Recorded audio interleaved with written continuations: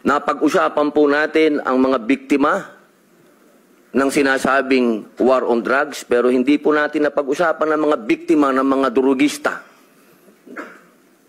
Kung paano pinapatay ang kanilang mga anak, pinapatay ang kanilang mga asawa, pinapatay ang kanilang kapitbahay. Kung paano sinira ng droga ang mga buhay ng mga pamilya ng OFW. Na nung sa panahon ni Pangulong Rodrigo Roa Duterte, masasabi ko na po na natakot ang mga kriminal. Wala pa po siyang ginagawa. Doon lang sa commercial niya na last Christmas yun na to, natakot na ho ang napakaraming kriminal.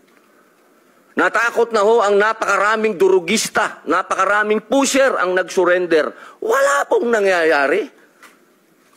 Sa salita lang po yun. Sisisi natin lahat ang mga